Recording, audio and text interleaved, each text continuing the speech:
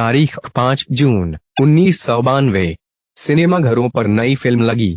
खिलाड़ी लीड में एक नया लड़का था जो इससे पहले सौगंध और डांसर जैसी फिल्में दे चुका था। हालांकि ये दोनों ही फिल्में उसे अपना पहला ब्रेकथ्रू दिलाने में नाकाम रही। अब अब्बास मस्तान के डायरेक्शन में बनी इस फिल्म से कुछ उम्मीद थी। उम्मीदें सही साबित हुईं, क्योंकि उस दिन के बाद उस नए लड़के को कभी पीछे मुड़कर नहीं देखना पड़ा। खिलाड़ी हिट हो गई। महीनों तक जिस सिनेमा घर पर लगी रहती, उसके सामने हाउसफुल का बोर्ड आम हो गया। ये नया लड़का अब एस्टैब्लिश हो चुका था। अक्षय कुमार यानी बॉलीवुड का खिलाड़ी कुमार बनकर उन्होंने खिलाड़ी के साथ अपने सफर को आगे भी जारी रखा। मैं खिलाड़ी, तू अनाड़ी और सबसे बड़ा खिलाड़ी के जरिए दोनों 90 के दशक की कमर्शियली कामयाब फिल्में। फिर आया साल 1996, तारीख 14 जून। रिलीज हुई खिलाड़ियों का खिलाड़ी, अपने समय की बहुत बड़ी हिट फिल्म। उस साल सबसे ज्यादा कमाई करने वाली बॉलीवुड फिल्मों में छठे पायदान पर रही। फिल्म की कामयाबी का अनुमान आप इसी बात से लगा लीजिए कि इसकी रिलीज के कुछ दिन बाद शाहरुख खान और श्रीदेवी स्टारर आर्मी रिलीज हुई थी, जिसे जनता ने सिरे से नकार दिया। खिलाड़ियों का खिलाड़ी ऐसी फिल्म जिसके साथ हमारे बचपन की कोई ना कोई मेमोरी जरूर है। हाल ही में फिल्म ने अपनी रिलीज के 25 साल पूरे किए हैं। जानेंगे अक्षय की फिल्म खिलाड़ियों का खिलाड़ी से जुड़े कुछ किस्से। उन्होंने खिलाड़ी के साथ अपने सफर को आगे भी जारी रखा। मैं खिलाड़ी, तू अनाड़ी और सबसे बड़ा खिलाड़ी के जरिए दोनों 90 के दशक की कमर्शियली कामयाब फिल्में। फिर आया साल 1996, तारीख 14 जून। रिलीज हुई खिलाड़ियों का खिलाड़ी, अपने समय की बहुत बड़ी हिट फिल्म। उस साल सबसे ज्यादा कमाई करने वाली बॉलीवुड फिल्मों में छठे पायदान पर रही। फिल्म की कामयाबी का अनुमान आप इसी बात से लगा लीजिए कि इसकी रिलीज के कुछ दिन बाद शाहरुख खान और श्रीदेवी स्टारर आर्मी रिलीज हुई थी, जिसे जनता ने सिरे से नकार दिया। खिलाड़ियों का खिलाड़ी ऐसी फिल्म जिसके साथ हमारे बचपन की कोई ना कोई मेमोरी जरूर है। हाल ही में फिल्म ने अपनी रिलीज के 25 साल पूरे किए हैं। जानेंगे अक्षय की फिल्म खिलाड़ियों का खिलाड़ी से जुड़े कुछ किस्से। उन्होंने खिलाड़ी के साथ अपने सफर को आगे भी जारी रखा। मैं खिलाड़ी, तू अनाड़ी और सबसे बड़ा खिलाड़ी के जरिए दोनों 90 के दशक की कमर्शियली कामयाब फिल्में। फिर आया साल 1996, तारीख 14 जून।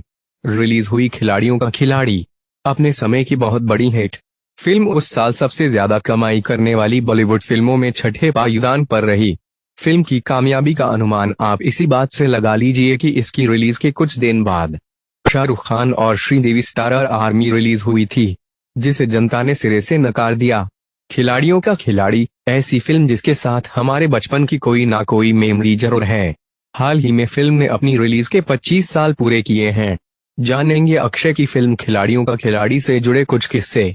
बचपन खराब करने वाला झूठ बोला गया। इस किस्से की शुरुआत 2 टाइमलाइन से करनी होगी। पहला, फिल्म की कहानी। अक्षय ने अक्षय मल्होत्रा नाम का किरदार निभाया। उसके नाम पर आप हैरानी ना जताएं और ना ही उसका नाम भूलें, इसलिए वो खुद आपको अपना नाम याद दिलाएगा गाना गाकर। हम हैं सीधे साधे अक्षय। अक्षय खैर, अक्षय का भाई लापता हो जाता है। वो उसी को ढूंढने निकल पड़ता है। फिल्म में उनके भाई का रोल निभाया दिवंगत एक्टर इंदर कुमार ने, जिन्हें आप घूंघट, मासूम और वांटेड जैसी फिल्मों में भी देख चुके हैं। अक्षय को पता चलता है कि उसका भाई किसी मैडम माया के लिए काम करता था। भाई का पता लगाना है, इसलिए अक्षय भी मैडम माया की टीम का हिस्सा बन जाता है। मैडम माया से एक डायलॉग बार बार याद आता है, माया तेरी तो मैं बदल दूंगा काया, जो दोहराता रहता है किंग डॉन, माया का दुश्मन।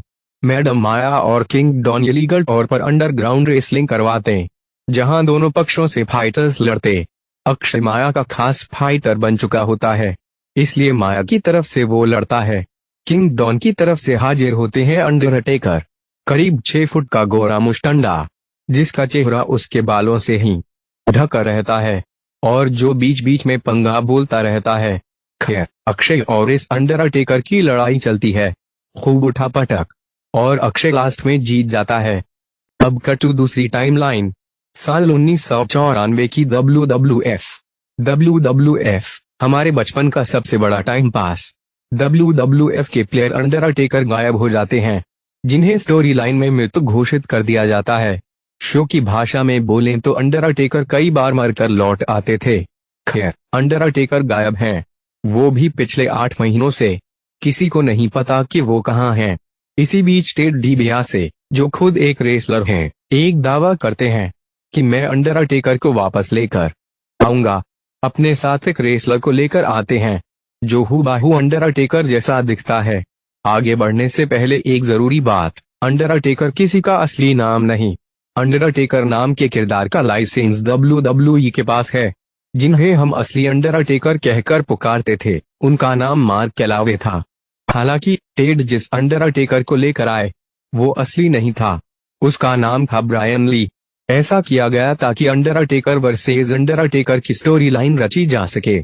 कुछ समय बाद असली अंडरटेकर यानी मार्क की वापसी हुई और दोनों का बड़े पैमाने पर मैच रखा गया। 29 अगस्त 1994 को समरस्लैम इवेंट में दोनों अंडरटेकर भिड़े और असली वाले ने ब्रायन को महज 8 मिनट के अंदर हरा दिया। अब लौटते हैं खिलाड़ियों का खिलाड़ी वाले अंडरटेकर पर। फिल्म की रिलीज के वक्त ये एक बड़ा एडवर्टाइजिंग पॉइंट था कि फिल्म में आपको अक्षय कुमार अंडरटेकर से लड़ाई करते दिखेंगे। इंटरनेट का दौर था नहीं, इसलिए जनता को जो परोसा गया वो उन्होंने मान लिया। लेकिन बाद में सच सामने आया कि अक्षय से लड़ने वाला अंडरटेकर असली नहीं था, बल्कि ब्रायन ली ही अंडरटेकर की कॉस्ट्यूम में अक्षय से लड़े थे। ये बात खुद अक्षय कुमार ने भी एक मीम के जरिए शेयर की। ब्रायन ने बिना WWF की जानकारी के फिल्म में शूटिंग की थी। ब्रायन के अलावा WWF के रेसलर क्रश भी फिल्म का हिस्सा थे।